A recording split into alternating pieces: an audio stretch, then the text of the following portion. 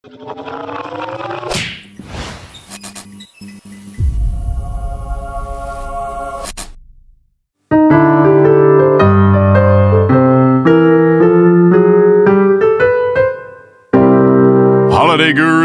Gurucast. Hello and welcome to the latest episode of Holidayguru's Gurucast. We think we have a good one lined up for you today as well. The spectrum of topics covered in this particular instalment is one of the main reasons why we love making this show, and we hope that you guys enjoy listening just as much as we like creating. As ever, I'm joined by Shane Clark and Ella Carroll, who are ready for action. How are you guys doing? Very well, thank you. Really, really good. Excellent. Yeah, ready to rock on another episode. Amazing stuff. And you're excited for the content that you have lined up for today? Yeah, I think especially my section in this episode is going to be slightly different. So hopefully you'll be excited to see what we have in store for you today. So great stuff. Okay, so as I've already said, we're covering quite a variety of topics today. We have an interview with the incredible Cassie De Pecol, who has become an inspiration for women and people alike on the back of her successful world record attempts. What that world record is, we shall leave that as a surprise. Ella has alluded to the fact that she has taken a different approach to her segment this week, as she'll be joined by one of her own, Bahar Sykes, who is the secret fourth member of Holidayguru.ie.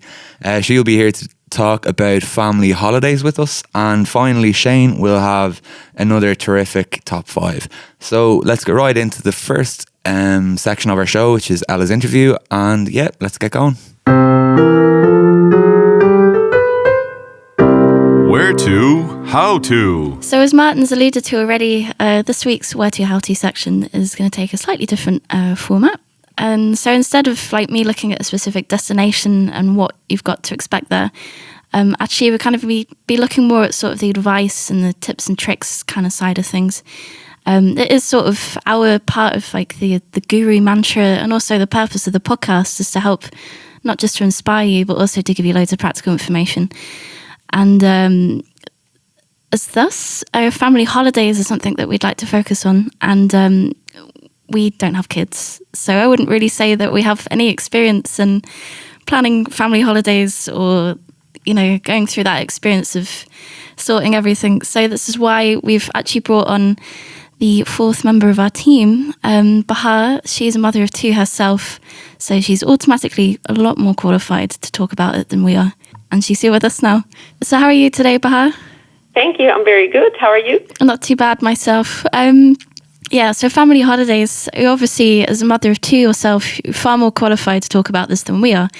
Obviously, summer is on its way. People are starting to plan, you know, a week in the sun with the kids and just have something to look forward to. Is planning a holiday as a family for the first time, is it as much as a logistical challenge as people might think it is? Yeah, it is a difficult challenge, definitely.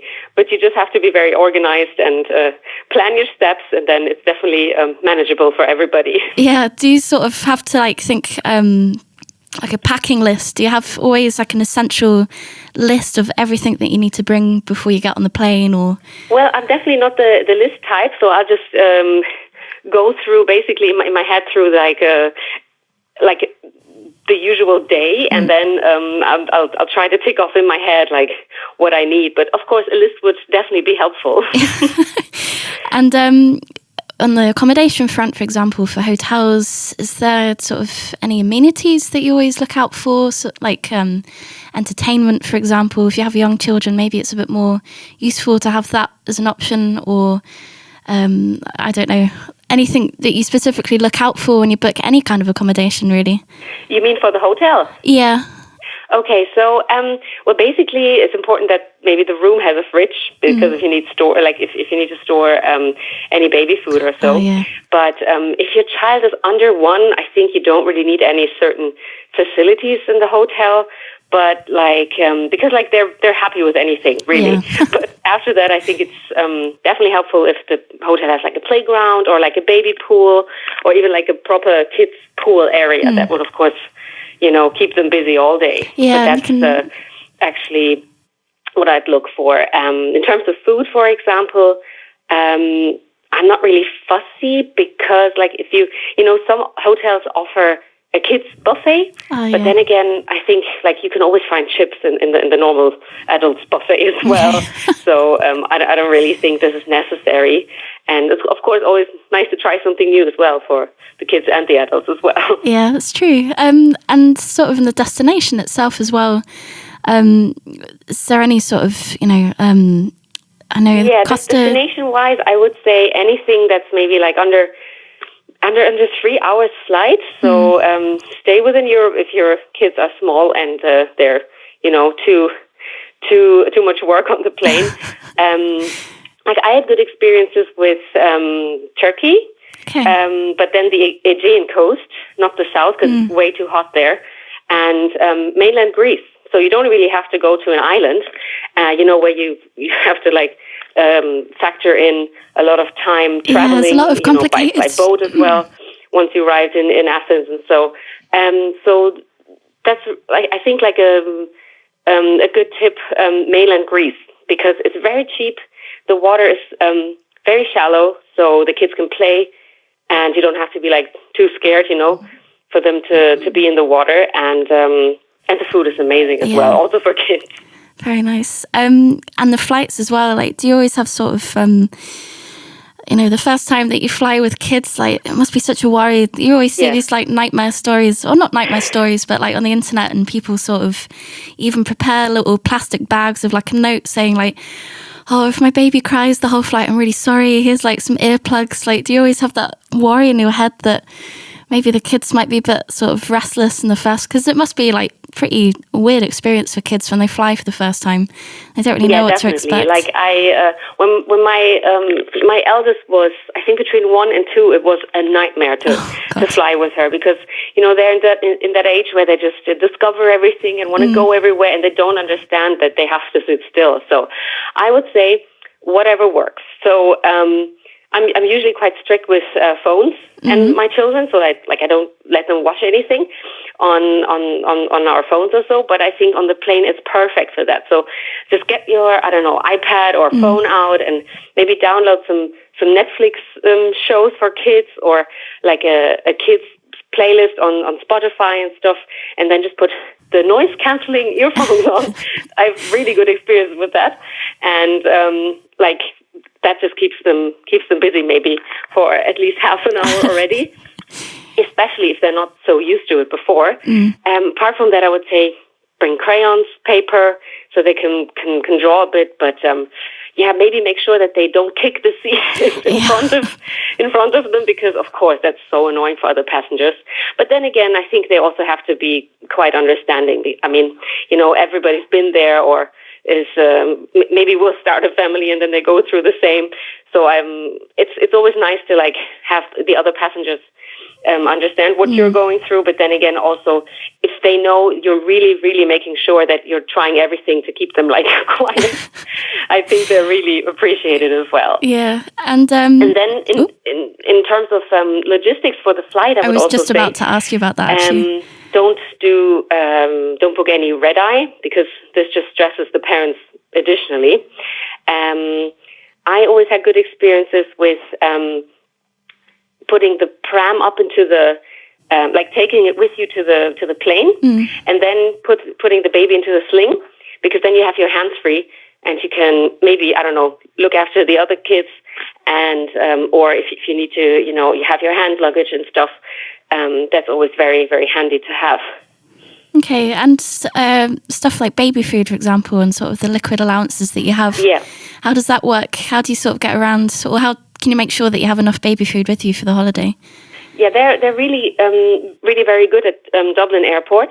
You can basically bring anything. Like I brought like empty bottles. You can bring prepared bottles.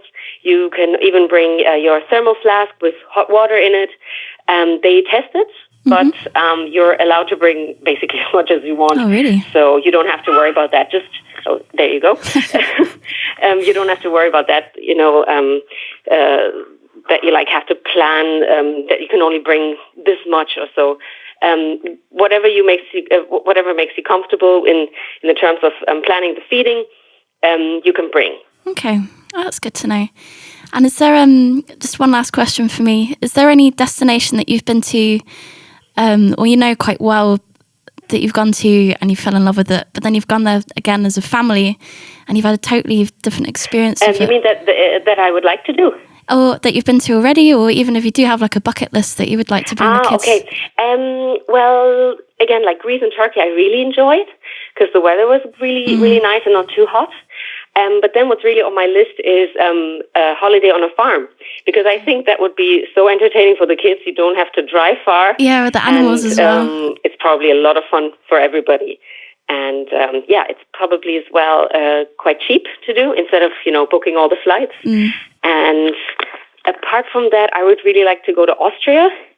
Like, I think it's quite idyllic with all the lakes and the mountains. But I think that's only possible if the kids are a tiny bit older. Like, if they're too small, then, can't really go hiking with them. But then again, some of my friends have also done that. Somebody complaining. Some of my friends have also done that already with the baby in their sling and then hiking up the mountain. Well, thanks very much for joining us today, Bahar. Hopefully you guys at home pick up some very useful tips and tricks along the way. Thank you very much. And see you soon. Bye. See ya. As you can probably tell by now, we love an inspirational story here at the Gurucast. The story of Cassie De Pecol, though, is particularly exceptional. And with her actions, she has positioned herself as a role model and symbol of strength for women across the globe. Here's Shane to enlighten us a little more. In the last couple of years, a lot of people have considered taking extended trips around certain areas. Think places like Southeast Asia, interrailing around Europe, and they'd managed to take in maybe 6 or 7 different countries. Well, imagine planning one trip that would take in 196 countries. Our guest today, Cassie De Pecol, has managed to complete this absolutely monumental task solo. And we are absolutely delighted to say that we have her on the line today. First and foremost, you have an amazing story, but I'm just kind of wondering what initially kind of got you into travel before you decided to embark on any sort of world record adventures or anything like that. Could you maybe tell our listeners a little bit about your background? Yeah, so I grew up a little bit of homeschooling. We switched schools a little bit in elementary school, kind of going from public school to Montessori to Waldorf school. I mean, I've pretty much been to every single school. And then when it came to college, I jumped around there as well. I kind of attended 5 different colleges. I thought I wanted to be a meteorologist and a storm chaser. That was kind of like my dream. Then I took science and math courses, and it wasn't my strong suit at all. So then at that point I realized, I love travel. I always wanted to explore the world. I knew for some reason that the world was a good place, but I just wanted to be able to show that in some way, even though I myself had no personal idea if it actually was safe and okay, but I just had a good feeling about it. So I left college a semester short of graduating, and I saved up, $2,000 from lifeguarding one summer, and I just left to go travel. I ended up spending about 2 years on the road. Traveling to about 25 countries and living in 9 of them. I started my own business like at the age of 21 for sustainability consulting. I pretty much consult hotels on how to be more energy efficient, sustainable, and in exchange they'd give me a free place to stay. So between that and doing work away, working in hostels, sweeping floors, whatever I could do to keep traveling, that's kind of how my passion for travel began. And I knew that, once I got back from my travels, I was 23-ish, they weren't over. And I knew I had to continue my travels in some way, but I wanted to do so in a more powerful and impactful way. And so that's kind of when I started, after doing the 9 to 5 and a bunch of other things, I decided to do this expedition. Wow, that's an amazing story. So you came up with the idea for the trip for the 196 countries. How did you logistically prepare for such a massive kind of trip? What were the kind of earliest preparations that you needed to make? Yeah, there was a lot of preparation involved. It took a year and a half prior to leaving for preparing for everything. I had to make both physical and mental preparations. Physically, I had to take Krav Maga, which I thought that would be a great decision in case I should run into any bad circumstances. I would know how to not only defend myself, but kill a small man if I had to. Wow. They really teach you to not be afraid and to really, if you're in a really bad situation and you feel that you're being, your life is in jeopardy, that you know how to really handle yourself. So I reached level 2 of Krav Maga. And then I had to figure out the requirements for the Guinness record. I had to apply, which actually took 4 months to hear back on whether or not I could attempt it. I had to file an LLC, open new bank accounts for funding obtained specifically for the expedition, which was essentially a business. I had to launch all social media accounts, develop the personal and expedition196.com websites, which I just did everything on my own. And then I had to obtain supporters, nonprofit endorsement from IIPT, but it required sending my pitch deck proposal to over 35 nonprofit organizations for endorsement, and with only 2 responding with a yes. So, and then I had to connect with, CEOs on LinkedIn, attend networking events and conferences, and connect with CEOs and CMOs to obtain funding for the expedition in the form of sponsorship, which I was able to obtain through cash, goods, and services. And then, of course, I had to apply for as many visas upfront as possible. Some of them I had to apply right before I would enter the country, but I had to obtain a second passport, film the documentary from the very first moment I decided to do the expedition. Then I had to map out my location, which constantly changed on a daily basis. I had to book hotels, book public transportation, keep in mind weather patterns and political rallies, then connect with one of the organizations with Gall International, who would organize meetings with the mayors, ministers of tourism, university students, and tree plantings that I did to offset my carbon footprint. And then I also volunteered for a nonprofit organization, which I had to set up beforehand, called Adventure Scientists, where I would collect water samples in our world's waterways to send back to the lab and test for the presence of microplastics. That's kind of just a little bit of what I had to do beforehand. And then once I left, of course, I had to create the YouTube vlogs, update social media, change my PowerPoint presentation for the high school and university students and Rotary events. And it goes on and on. Yeah, if I had 10% of your productivity and organizational skills, I think I'd be a lot better off in life. Just kind of a lot of the interviews that I've seen you do, you talk about a high or a low. And one thing about traveling is that oftentimes highs and lows can kind of come in a very, very short space of time. You've been to 196 countries, and I'm just kind of wondering, is there any one particular country, you spent 6 days in each, is there any one particular country which provided an extreme high and an extreme low at the same time? I think the extreme low was probably Turkmenistan. It was a beautiful country and it was amazing, but it was one of the most difficult countries to get into. And I didn't think Yemen was my very last country. So this is a country before Yemen. And I didn't think I would get into Yemen. So I had all this nervousness thinking that I wasn't going to finish. I essentially had a feeling that I wasn't going to finish the expedition. All this work I'd put into it, it was done because I couldn't, because of the visa requirements for Yemen. So that was a really low period towards the end of my trip. And then the highs were, there was a country which, the one story that did stand out was the Cuba story. I was, as an American going into Cuba, you have to bring cash with you. They don't accept debit or credit cards. So I'd just come back from a break in the States. I took 2 weeks off and to obtain more visas and just take a little bit of break. And for some reason, I was out of that whole travel feel, I guess. So I went into Cuba with no cash. And this is the worst mistake I'd ever made. But it ended up being the best experience because a taxi driver drove me to the hotel. I arrived at 11 p.m. The hotel was like, okay, you got to pay us now. And I'm like, oh, I'll just take money out of the ATM. They're like, it doesn't work that way. Okay. So I had nowhere to stay. And the taxi driver said, well, you have to pay me too. And I said, okay, I have a big problem here. And the taxi driver said, why don't you come stay with my family for the night? And he took me back to his home. It was midnight. His wife set up, and they lived in a very a concrete little tiny home with not a lot of things.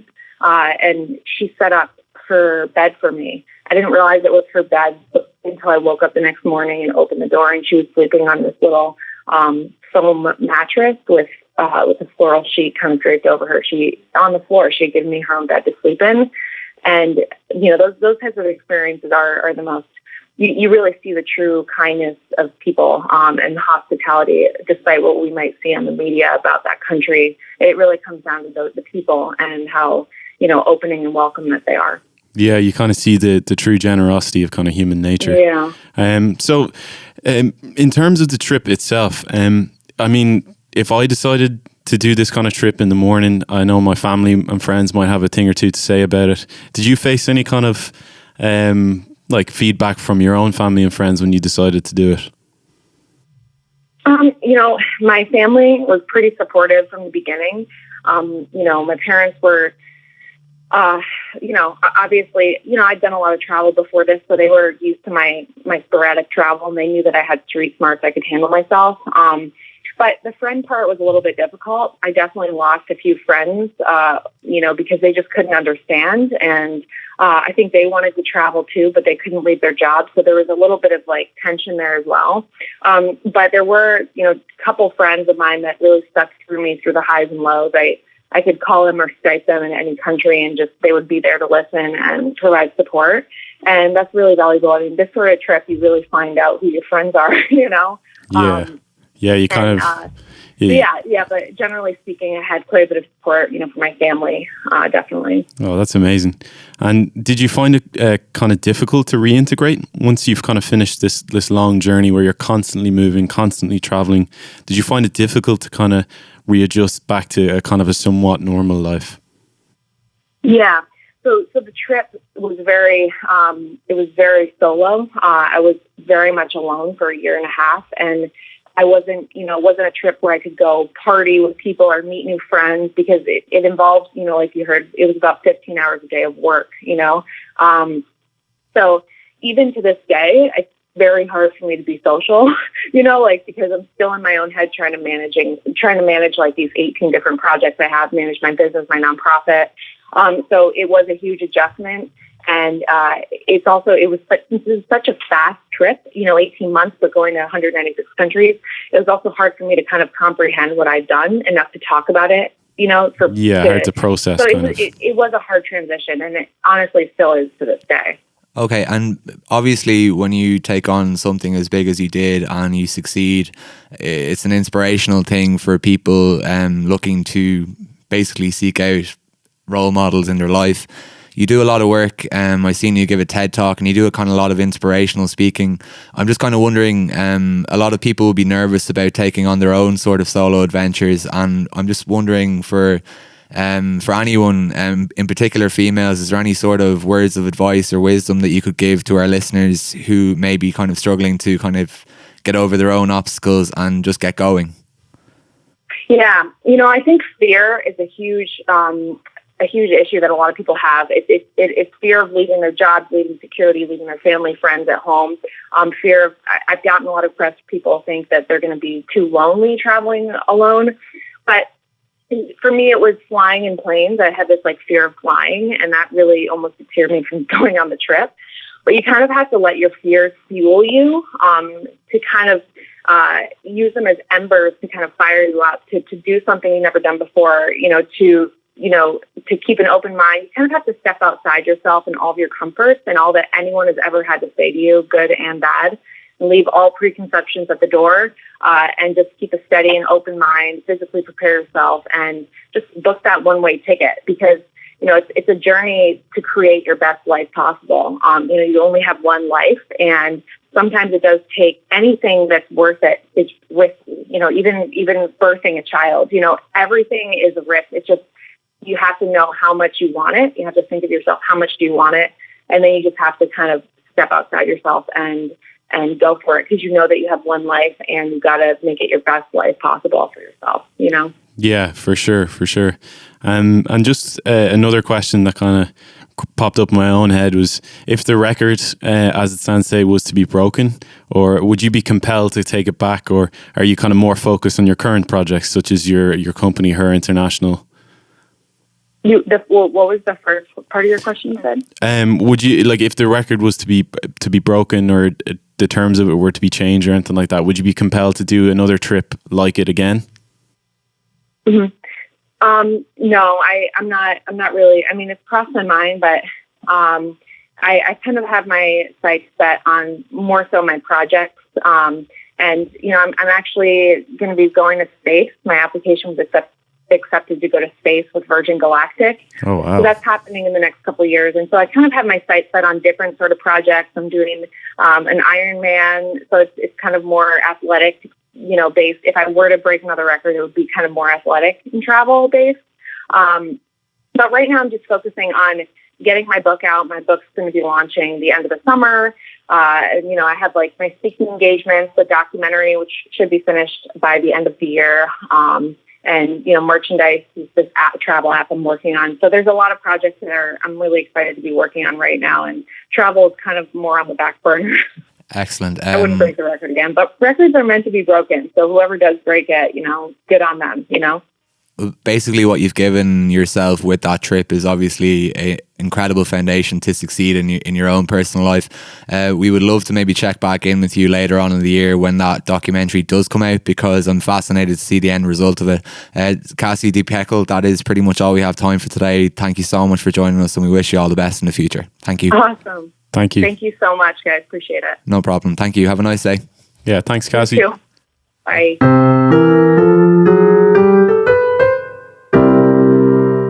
And now, this week's Holiday Guru Top 5. Okay, so for this week, I thought I'd do something a little different. In honor of our guest, Cassie De Pecol, and her travels around the world, I thought I'd take the most expensive cities in the world to live in. Now, that's a specific thing rather than just a general, the most expensive cities in the world. So this is a survey that people did in order to find out what is the most expensive city to live in. Okay, so at number 5, we've got Singapore. According to the blog Singapore Life News, the average cost of a pint of beer in the city-state is around £8.50. So you're thinking about a tenner for a pint? It's not great. So at number 4, then we've got Iceland. Okay, we kind of know that Iceland is a bit more pricey, but it's definitely worth checking out. The thing is about it as well is that there's a lot of imports to it, so it pushes up the cost of everything, the kind of living cost of everything. And then for number 3, we're going to the Far East again with Hong Kong. It's notoriously expensive with space at an absolute premium. So the apartments are usually very pricey and very small, which is never a good combination. Never. So then at number 2, we've got Switzerland. Everybody knows Switzerland, very expensive city. I think it's actually a bit of a paradox, in case you didn't know, that their currency is so strong that it actually pushes up the cost of everything else as a result, because people want to buy the currency because it's so strong. So there you go. And number 1, we've got Bermuda. Now, everybody knows Bermuda as the tax haven for the rich and famous, but it's also, turns out, very expensive. So there you have it. The top 5 most expensive cities in the world to live in. I won't be moving there anytime soon, I think. It'll take us a couple more years of travel blogging before we can realistically afford places like that. You've made it if you live in Bermuda anyway. True. Fantastic stuff. Shane, thank you very much for the latest edition of your weekly top 5. Thank you to everyone, who contributed to today's show. As always, Sebastian Weber on sound, thank you very much. Thank you to the 4th member of the Holiday Guru team, Bahar Sykes, Cassie De Pecol for her interview, and also the fantastic Ella and Shane as always. Thank you guys. Thanks, Martin. Nice one. Have a great weekend, and join us again next week. Talk to you again soon. See ya. See you later. Bye.